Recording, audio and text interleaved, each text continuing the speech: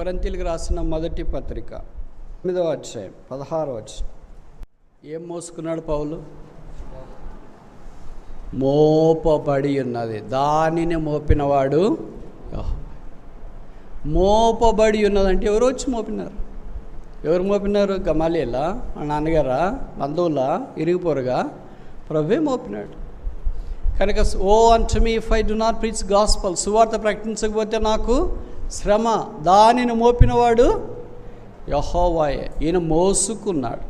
దీనికి మనం ఒక పేరు పెడదామా? సర్వీస్, సేవ. అంటే దీనికి ఫుల్ టైం మినిస్టర్ నేను చెప్పట్లేదు, పూర్తిగా సేవకు వచ్చేయండి అని చెప్పట్లేదు. అలాగని సువార్త చేయాలి కనుక కరోనా పీరియడ్లో మీరు వెళ్ళి అందరికి సువార్త చేసినండి అని చెప్పట్లేదు. దీనికి మనకు దైవ జ్ఞానము చాలా అవసరం.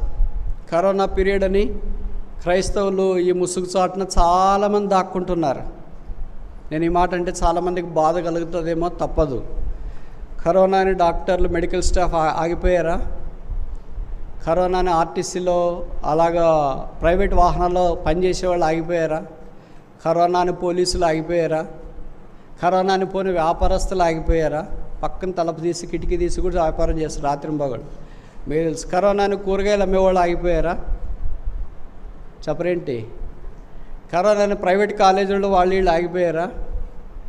కరోనాని నాకు తెలిసి వాళ్ళ జాగ్రత్తలు తీసుకుంటూ అందరూ పనులు చేసుకుంటున్నారు, ఒక్క క్రైస్తవులు తప్ప. వీళ్ళు మాత్రము ఎప్పుడు మానేస్తామా అని ఎదురు చూసినారు. కరెక్ట్గా వచ్చింది. కనుక సువార్త మానేసినారు, ఫ్యామిలీ ప్రేయర్ మానేసినారు, బయటికి పోవడం మానేసినారు, విజిటింగ్ మానేసి అన్నీ. అయ్యో అన్నా కారణం కొన్ని బతికే మీకు చేయాలనుకున్నావు. బతికి ఏం చేసేది లేదు. అలాగని సావాలని కాదు, ప్రభువు పిలిచేదాకా పౌలు అన్నాడు, ప్రాణార్పణముగా పోయి పడుతున్నాను. అతి జాగ్రత్తగా ఉన్నోడు కూడా కరోనా వచ్చింది. ఫేస్ డబుల్ మాస్క్ పెట్టుకొని, అద్దాలు పెట్టుకొని, ఇదేంటి ఫేషియల్ పెట్టుకొని, చేతులకు గ్లోవ్స్ వేసుకొని, కాళ్ళకు సాక్స్లు వేసుకొని, పైనుండి కింద కిట్ తగిలించుకొని, అమెరికా అధ్యక్షుడు డొనాల్డ్ ట్రంప్ ఇంతకుముందు ఉన్నట్లు పోయిన వ్యక్తికి కరోనా వచ్చింది. ఫుట్పాత్ మీద, రైల్వే స్టేషన్లో, బస్ స్టాండ్లో అక్కడ ఇక్కడ పడుకున్న వాళ్ళకి కూడా కరోనా వచ్చింది. అలాగ వస్తుంది కదా అని అజాగ్రత్తగా ఉండొద్దు, అతి జాగ్రత్తగా ఉండొద్దు, అజాగ్రత్తగా ఉండొద్దు. ఇంకోసారి చెప్పనా? అతి జాగ్రత్తగా ఎప్పుడు ఇంట్లో ఉన్న, కాలేజీలో ఉన్న, కిచెన్లో ఉన్న, ఇంట్లో పడుకున్నా కూడా మాస్క్ పెట్టుకొని అతి జాగ్రత్త పడుకోవద్దు, ఎందుకంటే లేనిపోని సమస్యలు వస్తాయి. అలాగని అజాగ్రత్తగా ఉండొద్దు. ఎక్కడికి వెళ్ళినా మాస్క్ తీసే, సోషల్ డిస్టెన్స్ లేకుండా, తర్వాత శానిటైజర్ లేకుండా అజాగ్రత్తగా వెళ్ళొద్దు. జాగ్రత్తగా ఉండు. బైబిల్లో రాయబడింది జాగ్రత్త, జాగ్రత్త, జాగ్రత్త, జాగ్రత్త, జాగ్రత్త అని చెప్పినారు, కానీ అతి జాగ్రత్తగా ఉండండి అని చెప్పలేదు, అజాగ్రత్తగా ఉండండి అని కూడా చెప్పలేదు. ఇది అన్నిటికీ వర్తిస్తుంది. జాగ్రత్త భక్తులారా ప్రభు వేగవచ్చునంటే అన్నిటికీ జాగ్రత్త వర్తిస్తారు. కనుక జాగ్రత్తలు పాటిస్తూ ప్రభు కొరకు మనం ప్రయాసపడే కొలది ప్రభు మన పరిచయను విస్తరింప చేయాలని కోరుతాడు. మరి ఈ దినాల్లో ప్రార్థన ద్వారా చేయాలని దేవుడు ఇష్టపడినాడేమో మనకు తెలియదు. యూట్యూబ్ ద్వారా చేయాలని దేవుడు ఇష్టపడినాడు. ఎలాగ చేస్తాడో దేవుడు తన పని తాను చేసుకెళ్ళటానికి సిద్ధంగా ఉన్నాడు. కానీ దేవుడు ఏం చూస్తాడంటే మనలో ఆశ చూస్తాడు. మనకు ఆశ ఉందా? ఆశ ఉంటే దేవుడు అవకాశాలు ఇస్తాడు. ఆశ లేకపోతే దేవుడు ఏం చేయలేడు. ఆశ గల ప్రాణాన్ని తృప్తిపరుచునని వాక్యంలో రాసినారు. మనకు ఆశ లేకపోతే దేవుడు ఎలాగ సహాయం చేస్తాడు? ఏమీ చేతగాని వాళ్ళు కూడా సహాయం చేయడానికి, పరిచయం చేయడానికి దేవుడు అవకాశం ఇచ్చినాడు. మనకు అన్నీ ఉండి చేయలేకపోతున్నామంటే బస్సు సోమర్తనం అనుకుంటా. యవనస్తుల వల్లే సోమరులు ఉండేవాళ్ళు నీళ్ళని మీరు చూసినారా? ఈ కాలం తప్ప. వాళ్ళు రాత్రి ఎన్ని గంటలకు పడుకుంటారో తెలుసా? ఉదయం ఎన్ని గంటలకు లేస్తారో తెలుసా? సూర్యోదయం చూసిన వాళ్ళు చేయొద్దండి. వాట్సాప్లో కాదు, లైవ్ సూర్యోదయం చూసిన వాళ్ళు లేటుగా పడుకోవడం, లేటుగా లేయడం. వాళ్ళు ఏమనుకుంటున్నారంటే అది కల్చర్ అనుకుంటారు, ఫ్యాషన్. నేను హైఫై ఎందుకో తెలుసా? లేటుగా పడుకుంటున్నా, లేటుగా లేసు. కాదు, సోమర్తనం. బైబిల్లో లాగా లేదు, పాత నిబంధనలో లేదు, కొత్త నిబంధనలో లేదు. బైబిల్లో రాయబడిన తెల్లవారినప్పుడు అబ్రహాము లేచి, తెల్లవారినప్పుడు యాకోబు లేచి, తెల్లవారినప్పుడు మోషే లేచి, తెల్లవారినప్పుడు యెహోషువ లేచి, తెల్లవారినప్పుడు దావీదు లేచి, కొత్త నిబంధనలోనికి వచ్చిన తర్వాత తెల్లవారుచుండగా మగ్దలేని మరియా పెందల కడనే లేచి. ఇక్కడ బైబిల్ అంతా వాళ్ళనే మనం చూస్తాం. ఏదన్నా అవసరం ఉన్నప్పుడు లేటుకి పడుకొని, ఆరోగ్యంగా సరిగ్గా లేకపోతే పడుకొని లేటుకి లేస్తే అది వేరే విషయం. ప్రతిరోజు అదే హ్యాబిట్గా చేసుకున్నారు కొంతమంది. సోమరులు అయిపోయారు. వాళ్ళు చదువుకోవట్లేదు, ఇతరులు చదువునియట్లేదు, వాళ్ళు బాగుపడట్లేదు, ఇతరులు బాగుపరచట్లేదు. వాళ్ళు ఏమనుకుంటున్నారంటే దేవుడు ఏమైనా చేస్తాడని. సోమరులని దేవుడు చేయలేని పనులు కొన్ని ఉన్నాయి. దాంట్లో ఒకటి చెప్పనా, సోమరులని దేవుడు ఆశీర్వదించలేడు. అందుకే సోమరికి ఏం చెప్పినాడంటే, సోమరి నేను వాళ్ళతో వీళ్ళ దగ్గరికి పంపిస్తే నువ్వు చాలా క్రెడిట్ ఫీల్ అవుతావు. నెమలి దగ్గరికి పోవంటే అబ్బా ఎంత అతిశయమో, సింహం దగ్గరికి పోవంటే అబ్బా ఎంత బలమో, అరణ్యానికి పోవంటే అబ్బా ఎంతో అనుకుంటావేమో, నువ్వు అంత ఫిట్ కాదమ్మా. చీమలైతే నీకు కరెక్ట్గా సరిపోతాయి, అందుకే చీమల యుద్ధకు వెళ్ళు. సామెతలు 6,000 సంవత్సరాల మానవ చరిత్రలో మహాజ్ఞాని అయిన సొలొమోను రాసిన సామెతల గ్రంథం అది. కనుక సోమరిగా ఉండొద్దు, అధైర్యంతో ఉండొద్దు, బలహీనంగా ఉండొద్దు. ఇంట్లో ఎప్పుడు నేను సస్తా అనొద్దు, నన్ను ఎందుకు గన్నారు అనొద్దు, నా వల్ల మీకేం ఉపయోగం అనొద్దు. మా ఇంటికి బరువయ్యాను, మా ఊరికి బరువయ్యాను, కాలేజీకి బరువయ్యాను, మందిరం కూడా బరువయ్యావు. అందరికి బరువు కావచ్చు కానీ ప్రభుకు నువ్వు బరువు కాలేదు. ఒక కథ చెప్పి నేను ముగించిన, ఇది కథ కాదు, వాస్తవంగా జరిగింది. బాపట్ల ప్రాంతంలో దాదాపు 15-20 సంవత్సరాల క్రితం పాస్టర్ గారు 3 రోజులు సాయంకాలం కూడికలు ఏర్పాటు చేశాడు. ఆయన మొదటి రోజు సాయంకాలం ఇంకా అక్కడికి వెళ్ళక మునుపు ఆయన విధి చేసిన గది దగ్గరికి ఒక విశ్వాసి వెళ్ళి ఆయన అడిగాడు, బ్రదర్ మా ఇంటికి వచ్చి మీరు ప్రార్థన చేయండి అని. మేము వచ్చిన వాళ్ళు ఎట్లా రాలేం కదా, మాకు ప్రోటోకాల్ ఉంటుంది కనుక లోకల్ గాడ్ సర్వెంట్స్ వాళ్ళని అడగండి లీడర్షిప్ని అని చెప్పారు. వాళ్ళు వెళ్ళి ఆ లోకల్ పాస్టర్ గారిని అడిగితే పాస్టర్ గారు చెప్పారంట, మీటింగ్కి ముందు ఇంటికి వచ్చి ప్రార్థన చేయాలంటే వీలు కాదు, ఎవరికి కొరకు ప్రార్థన చేయాలో వాళ్ళనే తీసుకురండి, ప్రార్థన చేస్తాడు బ్రదరు అని చెప్పారంట. సరే ఇది కూడా ఐడియా బాగానే ఉందని వాళ్ళు అనుకున్నారు. ఈ ప్రసంగికుడిగా వచ్చిన వ్యక్తి మీటింగ్ జరిగే స్థలానికి వెళ్ళాడు. అది మందిరంలో కాదు, పక్కన ఒక గ్రౌండ్లో ఏర్పాటు చేసినారు. ఆ మీటింగ్ దగ్గరికి వెళ్ళాడు. ఆయన ఇంకా స్టేజ్ మీదకి వెళ్ళక మునిపే ఏ వ్యక్తి అయితే ఆయన ప్రార్థన చేయడానికి ఆహ్వానించినాడు ఆయన వచ్చినాడు. బ్రదర్ మిమ్మల్ని ఉదయం మా ఇంటికి వచ్చి ప్రార్థన చేయమన్నాను కదా, మరి అక్కడ పాస్టర్ గారు ఎవరి కొరకు ప్రార్థన చేయాలో వాళ్ళనే ఇక్కడికి తీసుకురండి ప్రార్థన చేస్తారు అన్నారు కదా, మేము వాళ్ళని తీసుకొని వచ్చి ప్రార్థన చేస్తున్నారండి అంటే ఈ బోధకుడు అన్నాడంటే వాళ్ళని తీసుకురండి ఇక్కడికి అంటే, లేరు బ్రదర్ వాళ్ళు రాలేరు ఇక్కడికి, మీరే అక్కడికి రండి అన్నారు. ఈయన వెళ్ళాడు. అక్కడ ఒక కారు ఉంది, కారులో తలుపులు తెచ్చినారు. కారులో ఒక అమ్మాయి అచేతనంగా పడి ఉంది. వయస్సు 21 సంవత్సరం. అమ్మాయి పేరు మారుస్తాం, గీత. పాస్టర్ గారు అమ్మాయిని చూసి చలించిపోయినాడు. స్పీకర్ గారు కూడా నిజంగా వీళ్ళ ఇంటికి వెళ్ళి నేను ప్రార్థన చేయాల్సింది అని, బాగున్నారేమో ఇక్కడికి రండి ప్రార్థన చేస్తామని చెప్పాము, ఇంత అచేతనంగా ఉన్న స్త్రీ వాళ్ళని ఇక్కడ రంపించడం బాగలేదని చలించిపోయినాడు. ఇప్పుడు ఈ స్పీకర్ ప్రార్థన చేసే వ్యక్తి ఆమెను అడిగినాడు, అమ్మాయి దేని కొరకు ప్రార్థన చేయాలా? ఇప్పుడు అమ్మాయి చెప్పిన మాటలంటే షాక్. నేను బ్రాహ్మణ కుటుంబం నుండి రక్షణ పొందినాను, ప్రభువుని ఎరిగి ప్రభు కొరకు జీవిస్తున్నాను, ఇంట్లో నేను ఒక్కతే రక్షించబడినాను, ఒకే కూతుర్ని, అచేతనంగా ఇలాగుండిపోయిన అనారోగ్యంతో. అంటే పాస్టర్ గారు ఇప్పుడు ప్రసంగికుడికి అర్థమవుతుంది కదా దేని కొరకు చేయాలని, అర్థమైద్దా కాదా? అమ్మాయి ఆరోగ్యం కొరకు ప్రార్థన చేయాలని అర్థమవుతుంది. కానీ అమ్మాయి చెప్పకుండా ఏం చెప్పిందంటే, మా నాన్నగారు రక్షణ పొందలేదు, ఆయన రక్షణ కొరకు ప్రార్థన చేయండి. ఈ బోధకుడు నిశ్చేష్టుడయ్యాడు.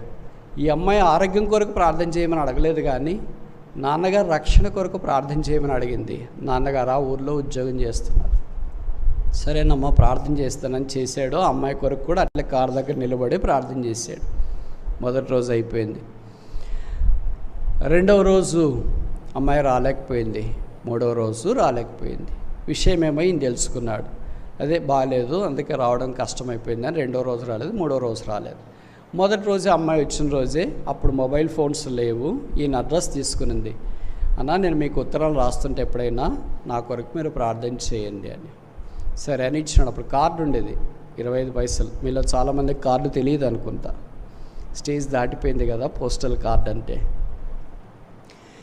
ఆయన వెళ్ళిపోయిన తర్వాత తన ఊరికి ఉత్తరం ఒకరోజు వచ్చింది.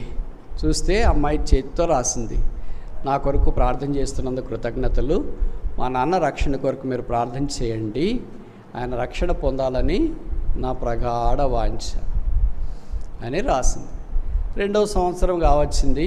అదే దినాల్లోనే, ఇలాగ ఆగస్ట్ అనుకోండి, 2nd సాటర్డే, ఇలాగ మళ్ళీ మీటింగ్స్ ఏర్పాటు చేసినారు. అదే స్పీకర్నే పిలిచినారు అక్కడికి. అదే స్పీకర్ వచ్చినాడు. స్పీకర్ వచ్చిన తర్వాత ఆయనకి మీటింగ్ల మీద మనసు కంటే అమ్మాయి ఎట్లుంది, వాళ్ళ నాన్నగారు రక్షణ పొందినారా లేదా అనే దాని మీద మనసు అయింది. కనుక ఎవరినో పిలిచి విచారణ చేసినాడు. ఎలాగున్నారంటే అమ్మాయి బాగానే అంటే మాట్లాడుతుంది, ఇంతకుముందు ఎలాగుందో అలాగే ఉంది అని. సరే తీసుకురండి అమ్మాయిని ఒకరోజు అని అంటే, ఆ 3 రోజుల్లో ఒక రోజు తెచ్చినారు. ఆఖరి రోజు అదే కారులో తెచ్చినారు. అలాగే అమ్మాయి దగ్గరికి వెళ్ళాడు, మాట్లాడడం ఆరంభించినాడు. అమ్మాయి చెప్పింది, మా నాన్నగారికి పూర్తిగా పరిస్థితి బాగాలేదు, విషమించింది, ఆయన రక్షణ పొందకుండా ఈ లోకాన్ని విడిచిపెట్టి వెళ్ళడం నాకు ఇష్టం లేదు, కనుక దేవుడు ఆయన్ని తీసుకోదలిస్తే రక్షణ పొంది లేదా రక్షణ ఇచ్చి తీసుకునేటట్లు ప్రార్థించేయండి అని చెప్పింది.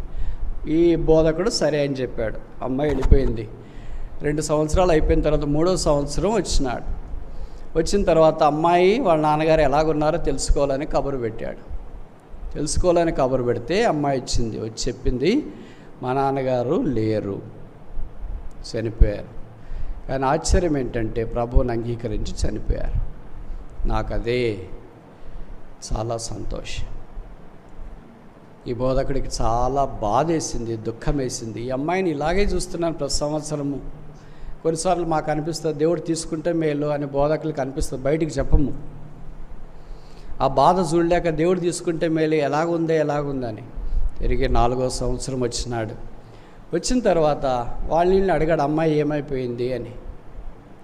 వాళ్ళు షాకింగ్ న్యూస్ చెప్పారు, అమ్మాయి లేదు. ఏమైంది? ప్రభు దగ్గరికి వెళ్ళింది. అందుకే నేను అనుకున్నాను, నాకు ఉత్తరాలు రాలేదు ఈ సంవత్సరం అంతా, బాగలేదేమో అమ్మాయికి, రాయలేకపోతుందేమో, కార్డు దొరకలేదేమో, పోస్టులు వేస్తే మిస్ అయిందేమో అని నేను ఇలాగ అనుకున్నాను. కానీ అమ్మాయి ప్రభు దగ్గరికి వెళ్ళిందా? వెళ్ళి వాళ్ళ ఇల్లు చూసేసి వస్తామా?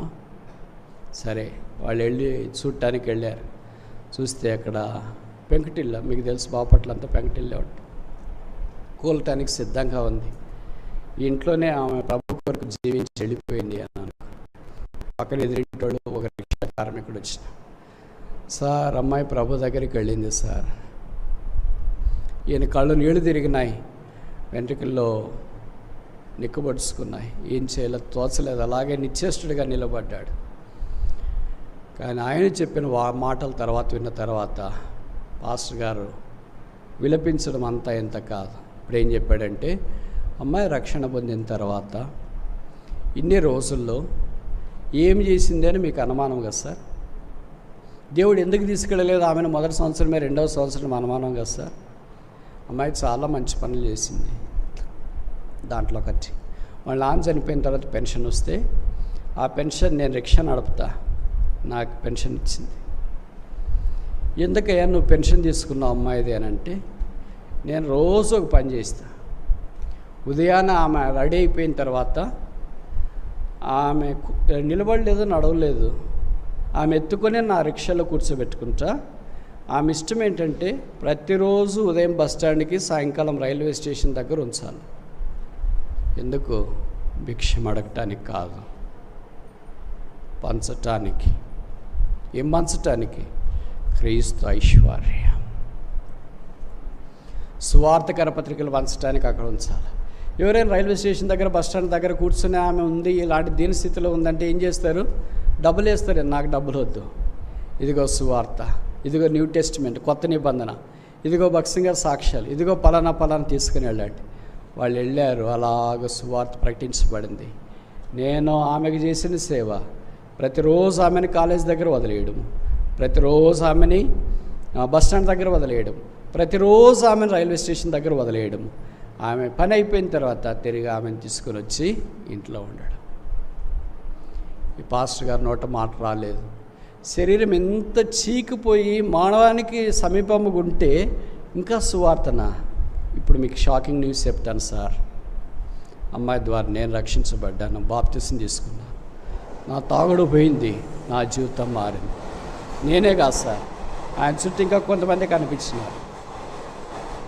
20 మంది సేవకులు అయ్యారు. వాళ్ళంతా ఇప్పుడు రాయలసీమలో పనిచేస్తున్నారు, క్రైస్తవేతరులు. వాళ్ళ పేర్లు నేను చెప్పడానికి ఇష్టపడట్లేదు. వాళ్ళలో కొంతమంది వచ్చింటే వాళ్ళని నిలబెట్టి చూపించినాడు, ఇదిగో సార్ ఈయన సేవకుడు, ఈయన సేవకుడు, ఈయన సేవకుడు, ఈయన సేవకుడు. ఎలాగ మీరు సేవలోకి వచ్చారు? ఆ సహోదరి సువార్త మాకు కరపత్రికలు ఇచ్చింది, నమ్మినాం, ప్రభువుని అంగీకరించిన, ప్రభు సేవిస్తున్నా. ఇప్పుడు ఆమె లేదు, ఆమె పరిచర్య ఫలమైన మేమున్నా. ఇప్పుడు ఆమె సన్నిధి లేదు, కానీ ఆమె యొక్క పరిచర్య ధర్మం ఇప్పుడు నిలిచింది. ఆమె ప్రభు దగ్గరికి వెళ్ళింది. ఆయన ఇచ్చేస్తే అలాగుండిపోయాడు. ఇంకా ఆయన అన్నాడు, నేను చేసిన పరిచర్య కంటే ఈ సహోదరి చేసిన పరిచర్య గొప్పది. కళ్ళుండి, కాళ్ళుండి, చేతులుండి, బండుండి, ఇల్లుండి, కుటుంబం ఉండి చేయలేని పరిచర్య, కళ్ళు లేకుండా, చేతులు లేకుండా, కాళ్ళు లేకుండా, శక్తి లేకుండా, బలహీనలుగా ఉండి, ఇల్లు లేకుండా, వాకిలు లేకుండా, కాళ్ళు లేకుండా రిక్షాలో పోయి క్రీస్తు కొరకు మోపబడిన సువార్తను ప్రకటించి కొంతమంది సంపాదించినారు. ఇన్నేళ్ళుగా కళ్ళుండి ఏం చేస్తున్నా? ఇన్నేళ్ళుగా చేతులుండి ఏం చేస్తున్నా? ఇన్నేళ్ళుగా కాళ్ళుండి ఏం చేస్తున్నా? ఇన్నేళ్ళుగా ఆస్తుండి ఏం చేస్తున్నాం? ఇన్నేళ్ళుగా డబ్బుండి ఏం చేస్తున్నాం? ఇన్నేళ్ళుగా పేరు ప్రఖ్యాతులు, కుల ఘనతలుండి ఏం చేస్తున్నా? కర్మేలు, ఇప్పుడైనా కొండ మీదకి వస్తావా? ఇప్పుడైనా లేచి నిలబడతావా? ఇప్పుడైనా నా కాళ్ళు, నా చేతులు, నా కళ్ళు, నా ఆరోగ్యము, నా డబ్బు, నా సమయము, నా తలాంతులు ఇదిగో ప్రభువా నీ కొరకే. ఒక్క కాళ్ళు, కళ్ళు సరిగా అవయవాలు లేని దివ్యాంగురాలు 20 మంది సేవకులను తయారు చేయగలిగితే, వ్యాపార కేంద్రమైన నెల్లూరులో పుట్టి పెరిగి రక్షణ పొంది మారు మనసు పొంది సువార్త ప్రకటించడానికి పూనుకొని అటు ఇటు సంచారం చేసి ఎంతమందిని సిద్ధపరిచావు? ఎవరు ప్రభు కొరకు నిలబడే వాళ్ళు ఉన్నారు? ఇదిగో నేనున్నా, నన్ను పంపని వారు ఒక్కరైనా సిద్ధపడ్డారా? దానిని మోపినవాడు యెహోవాయే. మోయకుండా కాడి పక్కన తీసేసి ఇంటి కాడి, మందిరం కాడి, ఉద్యోగం కాడి, అన్ని కాళ్ళు మోసుకొని ప్రభు కాడి పక్కన తీసేసాడు. అయితే ప్రభు దయాళుడు గనక ఈ మధ్యాహ్నం తిరిగి మనల్ని సిద్ధపరచాలని కోరుతున్నాడు. ఇష్టమేనా? మోకరించండి, ప్రార్థన చేస్తాం.